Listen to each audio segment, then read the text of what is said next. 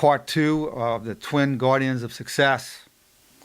Part 1, we talked about the first guardian, which was vigor, to be vigorous.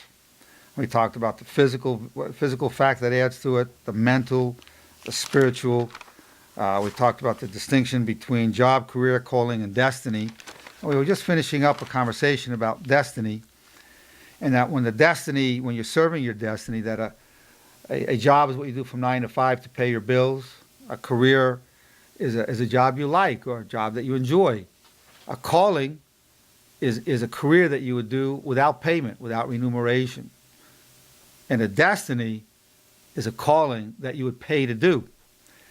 And when we're talking about serving your destiny, when you're really into that, that's where the passion and purpose come from, which adds tremendous vigorousness, tremendous vigor from that. And once it gets going, really, when you're serving your destiny, not only can nobody else or circumstances cannot stop you once you're serving your destiny. What's more is you can't even stop yourself.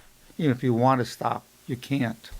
God could stop you, but you can't really stop yourself once you're in that motion, once you've surrendered yourself to your destiny. Now, for the second guardian, the twin guardians of success. The first was vigorousness, to be vigorous.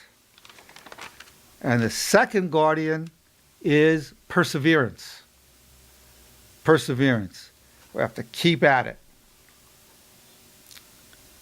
Stick-to-itiveness. Persevere to the end. Nothing can stop you, not even yourself. Now, certainly if you're serving your destiny, you will have perseverance. That's part of where that power comes from. You can't even stop yourself, so you will persevere no matter what. You're serving your destiny, it not only adds to the vigorousness, but that spiritual power also adds to your perseverance. Because you have a sense of purpose in life, a sense of direction. And when you're serving your destiny, there's another quality that I should mention. See, if you have a calling, you could have a calling to serve your family, for instance. That's a calling. Or your calling could be as a salesman to sell cars. That could be really a person's calling in life.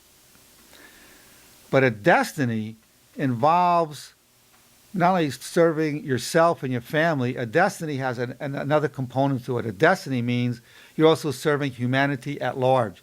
So if you have a calling to serve your children as an end in itself, that's a calling. But if you're serving your children as a way of serving society, because through your children you're going to uplift society, then your calling is a destiny. So being a good mother, being a good father can be a calling and then a destiny because your intention is to serve humanity. I have a question. When you're at that dimension, how are you living your life? I mean, psychologically, are people holding you up? Are you surrounded by good people? Well, when you're truly serving your destiny, when you're serving your destiny, you don't need the support. You don't? No, you don't need it. But it's always good to have. If you're truly into serving your destiny, now if you're in a career, you can be stopped. You have a job, you can be stopped. A calling, maybe. Destiny, no.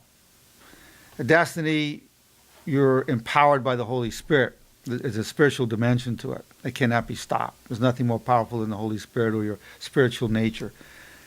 But it's certainly good to have like-minded people. And certainly you want your power thoughts. And I'm going to go into some that will add to the perseverance factor. So people will say, gee, I'm around negative people. Well, when you're serving your destiny, another thing serving your destiny does, it helps keep you into perseverance and vigor. Little things don't get to you as much because you don't have time to waste on it. You say, look, I have in this life 100 years, 110 years, 90 years, whatever, hopefully, God willing, a long life. I've got something I've got to do.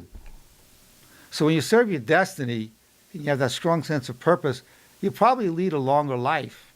Even if it's not totally healthy life, but you'll have a longer life. Because look what happens. It used to be when a man retired, it used to be common within 6 months he'd be dead. Yeah. When men used to retire because they had no other interest in making, once they left their job, their occupation, their career, within 6 months they'd be dead. There's no reason to be around. They raise their family, took care of the wife, bought the house, whatever. The job is done.